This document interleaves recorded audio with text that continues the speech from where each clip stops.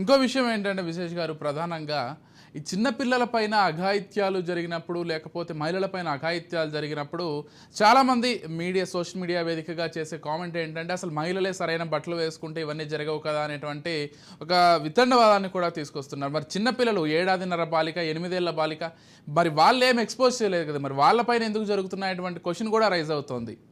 అది దీన్ని ఎలా బుల్షిట్ చూస్తారు? అండి. ఇది వస్త్రధారణ వల్లనే రేపులు జరుగుతాయనేది చాలా అసభ్యకరమైన, అసందర్భమైన వాదనండి. ఎందుకంటే ఉమ్, ఇందాక మీరు చెప్పినట్లు 6 ఇయర్స్ పిల్లల పైన రేపు జరుగుతుంది, 60 ఇయర్స్ మహిళల పైన రేపు అవును, జరుగుతుంది. అవును, ఓకే, పల్లెటూరి మహిళల పైన రేపు, పల్లెటూరు మహిళలు ఏమి విచిత్రమైన డ్రెస్సులు ఏమి వేసుకోరు కదా. అదే కదా.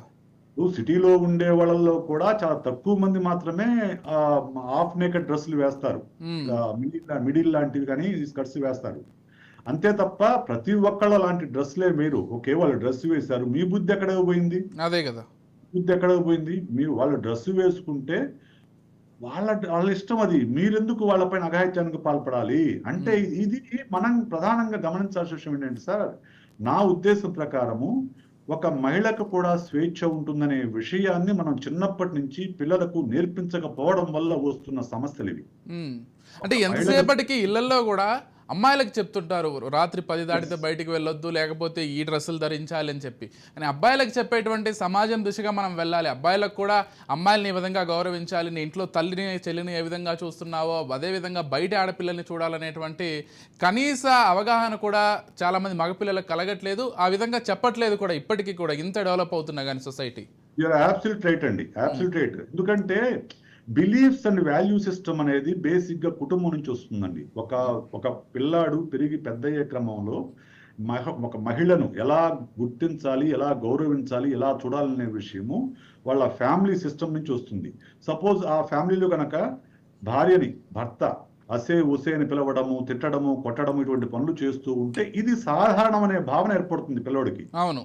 సాధారణ భావన ఏర్పడుతుంది. అలాగే తండ్రి గనక తండ్రి కానీ ఎక్స్ట్రా మ్యారిటల్ అఫైర్స్ పెట్టుకోవడము, ఓపెన్ గా వాటిని పెట్టుకోవడం చూస్తే ఓకే, ఇట్ ఈస్ నార్మలైజ్ అయిపోతుంది అది. ఓకే, ఆ పిల్లవాడి మనసులో ఆ పాప మనసులో ఇది పెద్ద తప్పు కాదు అనే భావన ఏర్పడుతుంది. ఆ భావన ఏర్పడిన తర్వాత తప్పని అనుకోరు వాళ్ళు, అంతే.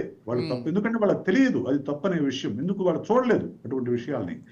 కాబట్టి మనం ఎవరమైనా కానివ్వండి, మన పిల్లలకు, ఆడపిల్లలకు మాత్రమే కాదు మగపిల్లలకు నేర్పించాలి. ఒక స్త్రీ నో అందంటే నో, అంతే. నీకు ఎంత ఇష్టం ఉన్నా కానీ తను నో అని చెప్పిన తర్వాత ఆ అమ్మాయిని నువ్వు పర్సూ చేయకూడదు, ఆ అమ్మాయి మీద ప్రెషర్ పెట్టకూడదు, ఆ అమ్మాయిని వెంటాడి వేధించకూడదు అనే విషయం మన పిల్లలకు కనుక నేర్పిస్తే ఇటువంటి నేరాలు ఘోరాలు జరగవండి. ఎస్.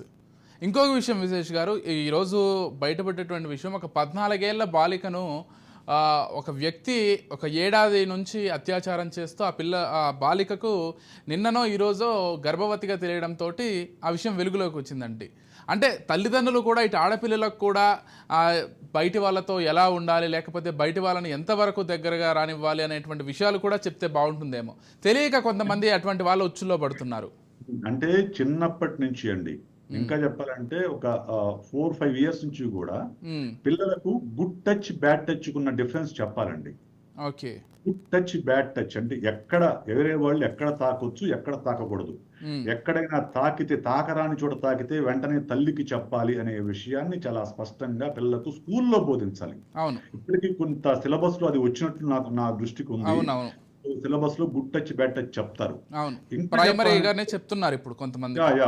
ఇంకా చెప్పాలి అంటే తండ్రి కూడా అటువంటి చోట తాకితే నాకు చెప్పమని తల్లి చెప్పాలి. ఎందుకంటే కొన్ని సందర్భాల్లో తండ్రులు కూడా కొంచెం దుర్మార్గమైన తండ్రులు నిజమే బిడ్డ పైన అత్యాచారాలు చేసే సంఘటనలు కూడా మనం చూసాం అనేకం చూసాం, ఒకటి కాదు రెండు కాదు. సోదరుడు చేయడం చూసాం, తండ్రి చేయడం చూసాం. అందువల్ల ఏంటంటే ఖచ్చితంగా పిల్లలకి గుడ్ టచ్ కి బ్యాడ్ టచ్ కి ఉన్న డిఫరెన్స్ చెప్పాలి.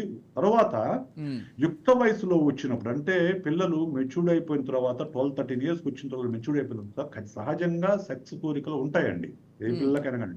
అది శరీర ధర్మం. అయితే ఆ శరీర ధర్మాన్ని మించి వాళ్ళు తమ పట్ల తాము ప్రొటెక్ట్ చేసుకోవాలి, తమ బాడీని, తమ వాల్యూ సిస్టమ్ ప్రొటెక్ట్ చేసుకోవాలనే విషయాన్ని తల్లులు కానివ్వండి, ఎడ్యుకేషన్ సిస్టమ్ కానివ్వండి పిల్లలకు బోధించాలి. ఎందుకంటే early sex will harm their health, mental health అన్నిటినీ వాళ్ళని హార్మ్ చేస్తుంది. Moreover they are not ready to such kind of things. So ఎవరైనా అలాంటి ప్రయత్నాలు చేసినా కానీ వాటిని ప్రతిఘటించాలి, వాటి నుంచి తప్పించుకోవాలనే విషయాన్ని వాళ్ళు చిన్నప్పటి నుంచి నేర్పించినప్పుడే వాళ్ళు క్షేమంగాను భద్రతతోనూ ఉండగలుగుతారండి.